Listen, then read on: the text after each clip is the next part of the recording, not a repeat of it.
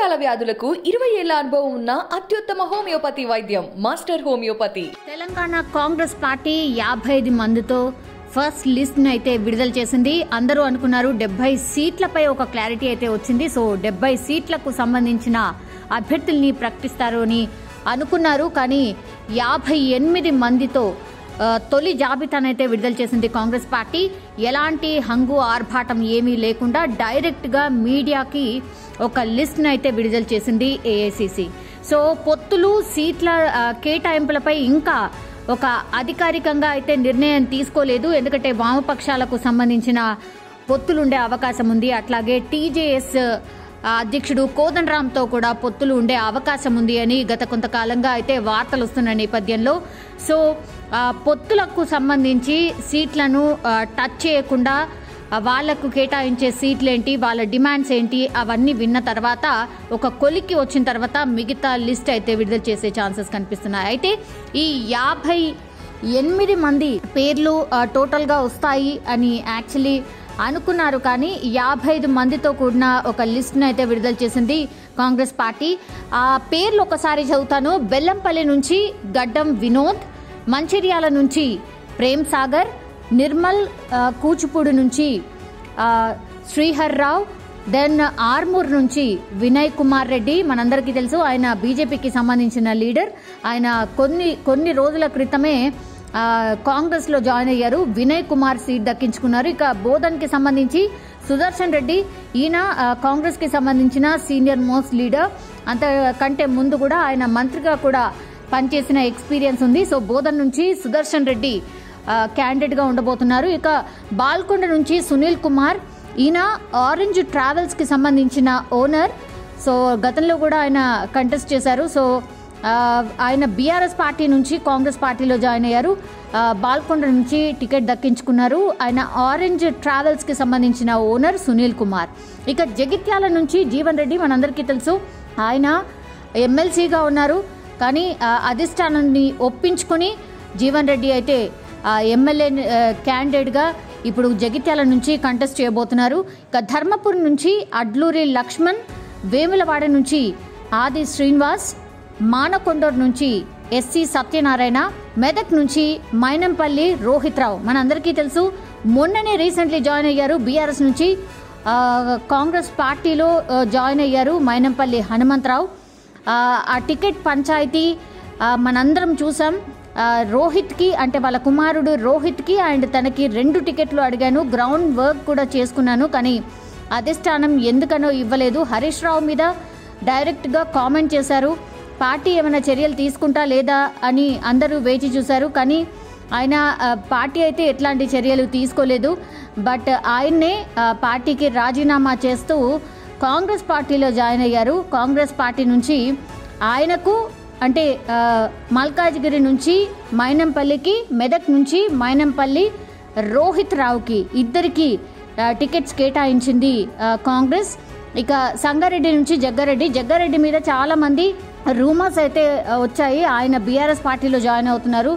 Next contestant from Sangareddy Jaggareddy ఉండబోతున్నారు. కానీ BRS party నుంచి అని అనుకున్నారు. కానీ కాంగ్రెస్ పార్టీలోనే ఆయన కొనసాగుతూ జగ్గారెడ్డికి కాంగ్రెస్ పార్టీ అగైన్ సంగారెడ్డి నుంచి అయితే టికెట్ కేటాయించింది. ఇక మంథిని నుంచి దూదిపాల శ్రీధర్ బాబు, ఆయన ఆల్రెడీ సిట్టింగ్ ఎమ్మెల్యే, ఆయనకు సీట్ కన్ఫర్మ్ అయింది. పెద్దపల్లి నుంచి విజయ రామారావు, ఇక జహీరాబాద్ నుంచి ఆగం చంద్రశేఖర్, గజ్వేల్ నుంచి తూముకుంట నరసారెడ్డి. గజ్వేల్కి సంబంధించి అయితే గజ్వేల్ నుంచి బీఆర్ఎస్ పార్టీ తరఫున బీఆర్ఎస్ అధినేత కేసీఆర్, సీఎం కేసీఆర్ కంటెస్ట్ చేయబోతున్నారు గజ్వేల్ నుంచి. సో ఆయన మీద కంటెస్ట్ చేసే కాంగ్రెస్ క్యాండిడేట్ ఎవరు అంటే తూముకుంట నరసారెడ్డి.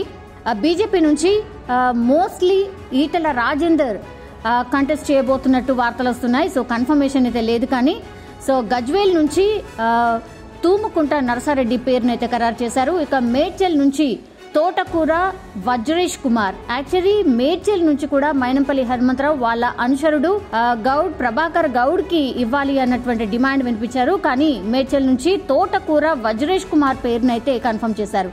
కానీ మల్కాజ్గిరి నుంచి నేను ఇంతకు ముందు చెప్పినట్టుగా మైనంపల్లి హనుమంతరావు ఆయన వెలమ సామాజిక వర్గానికి సంబంధించిన వ్యక్తి. సో మల్కాజ్గిరి నుంచి మైనంపల్లి హనుమంతరావు పేరు అయితే ఖరారైంది. ఇక కుత్బులాపూర్ నుంచి కొలను హనుమంతారెడ్డి, ఆయన కూడా గ్రౌండ్ లెవెల్లో చాలా రోజుల నుంచి గ్రౌండ్ వర్క్ ప్రిపేర్ చేసుకుంటున్నారు. ఇక్కడే కాన్స్టిట్యున్సీలో ఫ్రీక్వెంట్గా తిరుగుతూ ఉన్నారు. ఇక్కడ ఒక పెద్ద స్థలం కూడా ఉంది.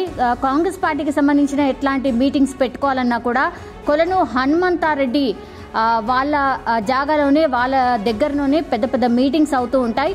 ఆయనకు ఇక్కడే పెద్ద ప్లేస్ కూడా ఉంది. సో పార్టీకి సంబంధించి ఏ కార్యక్రమం జరగాలన్నా మీటింగ్స్ జరగాలన్నా ఇక్కడే జరుగుతుంటాయి. కొలను హనుమంతారెడ్డి. ఇక ఉప్పల్ నుంచి పరమేశ్వర్ రెడ్డి బరిలోకి దిగబోతున్నారు. చేవెల నుంచి పమేలా భీమ్ భారత్, ఇక పరిగి నుంచి టి రామ్మోహన్ రెడ్డి, వికారాబాద్ నుంచి గడ్డం ప్రసాద్ కుమార్, ముషీరాబాద్ నుంచి అంజన్ కుమార్ యాదవ్. యాక్చువల్లీ ముషీరాబాద్ నుంచి అంజన్ కుమార్ యాదవ్ కొడుకు ఎవరైతే ఉన్నారో అనిల్కి టికెట్ కేటాయించాలని కోరారు. యాజ్ వెల్ యాజ్ ముషీరాబాద్ నుంచి అంజన్ కుమార్ యాదవ్ బరిలో ఉంటే ఆయన కొడుక్కి కూడా టికెట్ కావాలని ఆయన కోరుతున్నట్టు కనిపిస్తోంది. చాలా రోజుల నుంచి వాళ్ళ కొడుకు కూడా చాలా యాక్టివ్గా తిరుగుతున్నారు. పార్టీకి సంబంధించి ఎట్లాంటి కార్యక్రమం ఉన్నా కూడా చాలా యాక్టివ్గా ఉంటూ ఉంటారు అనిల్.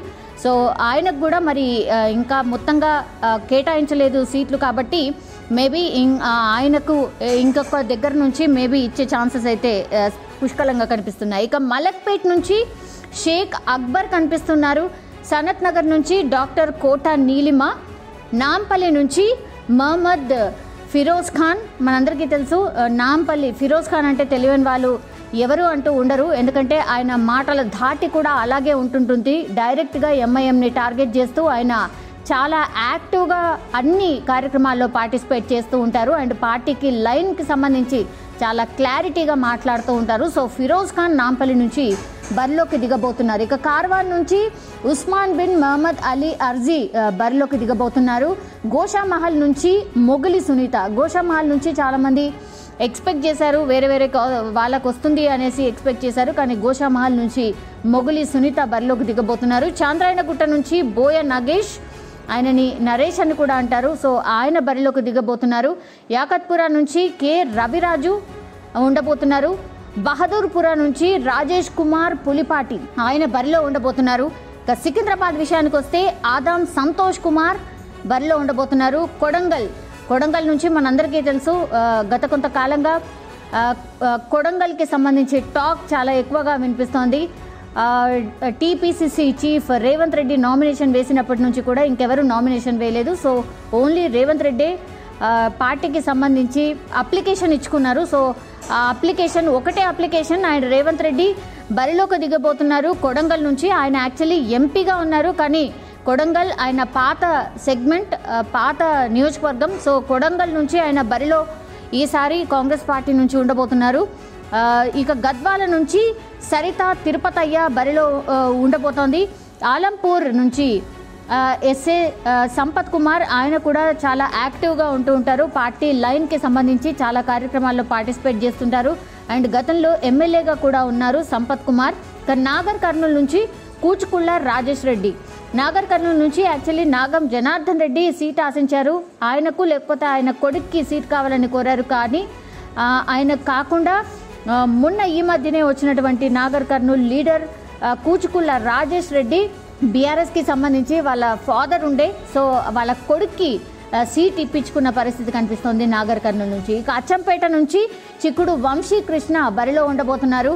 కల్వకుర్తి నుంచి కసిరెడ్డి నారాయణ రెడ్డి బరిలో ఉండబోతున్నారు. షాద్ నగర్ నుంచి కె శంకరయ్య బరిలో ఉంటారు. కొల్లాపూర్ నుంచి జూపల్లి కృష్ణారావు, మనందరికీ తెలుసు జూపల్లి కృష్ణారావు. అండ్ ఖమ్మంకి సంబంధించిన పొంగులేటి శ్రీనివాసరెడ్డి ఆల్మోస్ట్ ఒకటేసారి పార్టీలోకి వచ్చారు. చాలా చర్చల తర్వాత కొల్లాపూర్ నుంచి జూపల్లి కృష్ణారావు ఆయన బరిలో ఉండబోతున్నారు. ఇక నాగార్జున సాగర్ విషయానికి వస్తే జయవీర్ రెడ్డి, ఈయన జానారెడ్డికి సంబంధించి ఫ్యామిలీ టికెట్ అనుకోవచ్చు ఒక రకంగా. జానారెడ్డి కుమారుడు జయవీర్ రెడ్డి, ఆయన ఈసారి నాగార్జున సాగర్ నుంచి బరిలోకి దిగబోతున్నారు.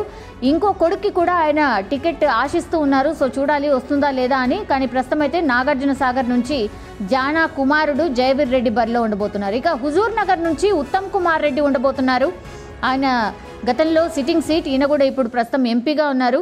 కానీ ఆయన ఈసారి హుజూర్ నగర్ నుంచి ఉత్తమ్ కుమార్ రెడ్డి బరిలో దిగబోతున్నారు. ఇక కోదాడ నుంచి పద్మావతి, ఉత్తమ్ కుమార్ రెడ్డి భార్య పద్మావతి ఈసారి కోదాడ నుంచి బరిలోకి దిగబోతున్నారు. ఇక నల్గొండ నుంచి కోమటిరెడ్డి వెంకటరెడ్డి, ఈయన కూడా ఎంపీగా ఉన్నారు. గతంలో వీళ్ళందరూ కూడా ఓడిపోయినటువంటి వాళ్ళు. అయితే నల్గొండ నుంచి ఈసారి కోమటిరెడ్డి వెంకటరెడ్డి బరిలో దిగబోతున్నారు. ఇక నకరేకల్ నుంచి వేముల వీరేశం, మొన్ననే రీసెంట్లీ ఆయన బీఆర్ఎస్ నుంచి కాంగ్రెస్లో జాయిన్ అయ్యారు. సో వేముల వీరేశం అయితే దక్కించుకున్నారు. ఆలేరు నుంచి బీర్ల ఐలయ్య, ఈయన చాలా యాక్టివ్గా పనిచేస్తూ ఉన్నారు.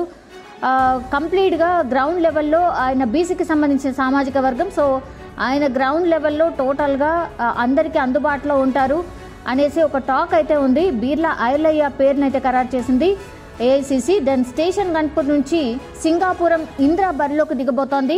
నర్సంపేట నుంచి దొంతి మాధవ్ రెడ్డి, ఇక భూపాలపల్లి నుంచి గండ్ర సత్యనారాయణరావు బరిలో దిగబోతున్నారు. ఇక ములుగుకు సంబంధించి సీతక్క, ఆమె already sitting MLA. Seethakka and Seethakka కుమారుడికి కూడా సీట్ ఆశిస్తున్నారు. సో చూడాలి, సీతక్కనైతే ఖరారు చేసినట్టు కనిపిస్తోంది. ఇక మధిర నుంచి భట్టి విక్రమార్క, ఈయన సిఎల్పి నేత భట్టి విక్రమార్క, ఆయన పాదయాత్రలు చేశారు అండ్ పార్టీకి సంబంధించి అన్ని కమిటీస్లో మ్యాక్సిమం ఉంటారు, సీనియర్ మోస్ట్ లీడర్ కాంగ్రెస్ పార్టీకి సంబంధించి. సో భట్టి విక్రమార్క మధిర నుంచి బరిలో దిగబోతున్నారు. ఇక భద్రాచలం విషయానికి వస్తే పోడం వీరయ్య, ఈయన కూడా బరిలో దిగబోతున్నారు. సో టోటల్గా 55 మందితో ఏఐసిసి అయితే ఒక లిస్ట్ని అయితే అనౌన్స్ చేసింది. ఇంకా మిగతా వాళ్ళది కూడా అతి త్వరలోనే ఆ లిస్ట్ కూడా విడుదల చేస్తామని చెప్తున్నారు. జస్ట్ వామపక్షాలకు సంబంధించిన పొత్తు ఇంకా పెండింగ్లో ఉంది కాబట్టి వాళ్ళు అడుగుతున్నటువంటి సీట్లు 4 సీట్లు. సో ఆ వామపక్షాలు అడుగుతున్నటువంటి 4 సీట్లు కేటాయిస్తారా? ఎందుకంటే వాళ్ళు అడుగుతోంది ఖమ్మం అండ్ నల్గొండలో. కానీ ఈ 2 సెగ్మెంట్స్లో కూడా కంప్లీట్గా కాంగ్రెస్ పార్టీకి సంబంధించిన వాళ్ళే ఆల్రెడీ గ్రౌండ్ ప్రిపేర్ చేసుకున్నారు, గ్రౌండ్లో ఉంటూ తిరుగుతున్నారు. సో వాళ్ళైతే మరి వీళ్ళని ఎట్లా కన్విన్స్ చేస్తారో తెలీదు. వామపక్షాలను కన్విన్స్ చేస్తుందా కాంగ్రెస్ అధిష్టానం, లేదంటే ఇప్పుడు ఆల్రెడీ గ్రౌండ్ ఎవరైతే ప్రిపేర్ చేస్తున్నారో కాంగ్రెస్కి సంబంధించిన లీడర్స్ ఎవరైతే ఆల్రెడీ తిరుగుతున్నారో మరి వాళ్ళని కన్విన్స్ చేస్తుందా చూడాలి. వామపక్షాలకు సంబంధించి అయితే ఈరోజు పొత్తులు ఖరారు చేస్తుంది అని ఒక టాక్ అయితే వినిపిస్తోంది. ఇక పర్టికులర్లీ మనం మాట్లాడుకోవాల్సింది కాంగ్రెస్ పార్టీ ఫ్యామిలీకి సంబంధించి ఒక 2 టికెట్లు కేటాయిస్తుంది అని ఒక రచ్చ అయితే క్రియేట్ అయింది. గ్రౌండ్ లెవెల్లో ఉన్న కార్యకర్తలు చాలామంది ఆందోళన చేశారు. జెండా మోసిన వాళ్ళకు టికెట్లు ఇవ్వకుండా అప్పటికప్పుడు వచ్చిన వాళ్ళకి ఎట్లా టికెట్ ఇస్తారు, ఇవన్నీ మాటలు మాట్లాడారు. కానీ ఈ రోజు లిస్ట్లో ఫస్ట్ లిస్ట్లోనే క్లియరెన్స్ వచ్చేసింది. మైనంపల్లి ఫ్యామిలీకి సంబంధించి 2 టికెట్లు దక్కించుకుంది. అది మైనంపల్లి హనుమంతరావు అండ్ మైనంపల్లి రోహిత్ రావు. సో వీళ్ళిద్దరికైతే అధిష్టానం ఆల్రెడీ ఫస్ట్ లిస్ట్లోనే టికెట్లు అయితే ఖరారు చేసింది. సో గ్రౌండ్ లెవెల్లో ఎక్కడైతే ఈ 2 టికెట్స్కి సంబంధించి ఆశాబాహులు ఎవరైతే ఉంటారో అధిష్టానం వాళ్ళందరితోని దగ్గర పిలిపించుకొని మాట్లాడే ప్రయత్నం చేసింది, బుజ్జగించే ప్రయత్నం చేసింది. వినని వాళ్ళు ఎవరైతే ఉన్నారో అంటే ఎస్పెషల్లీ మైనంపల్లి సీట్ ఎక్కడైతే ఇప్పుడు మల్కాజ్గిరి సీట్ ఏదైతే ఉందో నందికంటి శ్రీధర్ ఆయన ఆశించాడు. డీసీసీకి సంబంధించిన అధ్యక్షుడిగా ఉండే మల్కాజ్గిరికి సంబంధించి ఆయన అసంతృప్తి వ్యక్తం చేశారు. ఎంత బుజ్జగించినా ఆయన వినలేదు. ఆయన బీఆర్ఎస్ పార్టీలో జాయిన్ అయ్యారు అండ్ కార్పొరేషన్కి సంబంధించిన నామినేటెడ్ పోస్ట్ కూడా ఆయన తీసేసుకున్నారు. ఆల్రెడీ బీఆర్ఎస్ పార్టీకి సంబంధించి ప్రచారంలో కూడా పాల్గొంటున్న సిచ్యువేషన్ మనకు కనిపిస్తోంది. మైనంపల్లి హనుమంతరావు ఆయన మాట నెగ్గించుకున్నారు అని చెప్పొచ్చు. ఆయన కోరుతున్నట్టుగా ఆయనకి అండ్ ఆయన కొడుక్కి ఇద్దరికి టికెట్స్ ఇప్పించుకున్నారు. ఇక నెక్స్ట్ ఆ లిస్ట్లోనే వస్తారు ఉత్తమ్ కుమార్ రెడ్డి ఫ్యామిలీ. ఉత్తమ్ కూడా చాలా రోజుల నుంచి ఉత్తమ్ కుమార్ రెడ్డి అండ్ వాళ్ళ వైఫ్కి టికెట్ అడుగుతూ వస్తూ ఉన్నారు. అధిష్టానం కన్విన్స్ అయిందా లేకపోతే ఏం చేశారో ఏంటో తెలియదు. సీనియర్ మోస్ట్ నాయకుడు కాబట్టి ఆయన మాట వినాలని ఇచ్చారా లేకపోతే నిజంగానే వీళ్ళు చెప్తున్నటువంటి సర్వేలు ఏవైతే వాళ్ళు సునీల్ కనుగోలు ద్వారా చేయిస్తున్నారో వాళ్ళు ఇచ్చినటువంటి సర్వే ప్రకారంగానే ఇట్లా ఫ్యామిలీకి 2 టికెట్లు ఇచ్చారా అనేది కూడా ఒక టాక్ వినిపిస్తోంది. సో ఉత్తమ్ అండ్ ఉత్తమ్ పద్మావతి వీళ్ళిద్దరు కూడా ఫ్యామిలీకి సంబంధించి అంటే ఇద్దరికి ఫ్యామిలీలో ఇద్దరికి అనేటువంటి టికెట్స్ మేము ఇవ్వము అని కాంగ్రెస్ పార్టీ చెప్పింది. కానీ అవన్నీ ఏవైతే ఈ కట్టుబాట్లు ఉంటాయో ఇవన్నీ కూడా పక్కన పెట్టేసి అప్పటికప్పుడు వచ్చిన వాళ్లకు 5 years కనీసం పార్టీలో లేని వారికి కూడా టికెట్ కేటాయించిన పరిస్థితి కనిపిస్తోంది. సో ఇవన్నీ కూడా డిఫరెంట్ యాంగిల్స్లో ఇప్పుడు మరి అన్నీ చూసుకొని అన్నీ బేరీజ్ వేసుకొని ఎక్కడైతే ఇబ్బంది రాకుండా ఉండేటువంటి సెగ్మెంట్స్ ఏవైతే ఉంటాయో, నియోజకవర్గాలు ఏవైతే ఉంటాయో వాటికి సంబంధించే లిస్ట్ కాంగ్రెస్ పార్టీ విడుదల చేసినట్టు కనిపిస్తోంది. ఇక ఈ లిస్టులో 12 బీసీలకు, 12 ఎస్సీలకు, 2 ఎస్టీలకు, 3 మైనార్టీ అభ్యర్థులకు అయితే టికెట్లు కేటాయించింది. ఈ 55 మందిలో 12 బీసీ, 12 ఎస్సీ, 12 ఎస్టీ అండ్ 3 మైనార్టీలకైతే టికెట్లు కేటాయించింది అధిష్టానం. ఇక అప్పటికప్పుడు అంటే పార్టీలో మొన్న ఈ మధ్యనే వచ్చిన వాళ్ళైతే మొత్తం 12 మంది కనిపిస్తున్నారు. కొత్త వాళ్ళు, వేరే పార్టీల నుంచి వలస వచ్చిన వాళ్ళకైతే టికెట్లు కేటాయించింది అధిష్టానం. 12 మంది ఈ లిస్టులో కనిపిస్తూ ఉన్నారు. ఆర్మూర్, బాల్కొండ, కొల్లాపూర్, కల్వకుర్తి, మెదక్, జహీరాబాద్, సనత్ నగర్, గద్వాల, మల్కాజ్గిరి, నాగర్ కర్నూల్, నకరేకల్ ఇట్లా 12 మందికి అయితే కంప్లీట్గా కొత్త వాళ్ళకైతే అధిష్టానం వలస వచ్చిన వాళ్ళకి టికెట్లు అయితే కేటాయించింది. సో ఈ 55 మందిలో ఎక్కడ కూడా పంచాయతీ లేకుండా చూసుకున్నట్టు కనిపిస్తోంది. ఎక్కడ కూడా అసంతృప్తులు లేకుండా చాలా జాగ్రత్తగా చాలా టైమ్స్ గాంధీ భవన్ వేదికగా అండ్ ఢిల్లీలో అందరూ కూర్చొని మాట్లాడుకున్న తర్వాత ఈ లిస్ట్ ఫైనల్ చేసి విడుదల చేసినట్టు కనిపిస్తోంది. సో ఈ లిస్ట్ విడుదలైన తర్వాత మరి ఎట్లాంటి అసంతృప్తులు ఎవరైనా ఉంటారా, నిజంగానే గ్రౌండ్ లెవెల్లోకి వెళ్ళి వీళ్ళందరూ వర్క్ చేసుకోబోతున్నారా, మరి 55 మంది లిస్ట్ని ప్రిపేర్ చేసి ఆల్రెడీ రిలీజ్ చేసేసింది కాబట్టి వీళ్ళు చాలా మట్టికి ఆల్రెడీ గ్రౌండ్లో ఉన్నారు, వాళ్ళ వర్క్ వాళ్ళు చేసుకుంటూ ఉన్నారు. కానీ ఈ లిస్ట్ విడుదలైన తర్వాత మరి ఏఐసిసికి సంబంధించిన వాళ్ళు మొత్తం అందరితో మాట్లాడిన తర్వాత అందరి ఆమోదం పొందిన తర్వాత ఈ లిస్ట్ విడుదల చేసినట్టు చెప్తోంది. కానీ చూడాలి మరి ఎవరైనా ఈ లిస్ట్ మీద పాజిటివా నెగిటివా ఏం మాట్లాడతారు ఏంటి, మరి కాంగ్రెస్ పార్టీకి సంబంధించిన కార్యకర్తలు ఏం మాట్లాడతారు, లేదంటే మిగతా పార్టీలు ఎట్లా విరుచుకుపడబోతున్నాయి అనేది కూడా చూడాల్సిందే.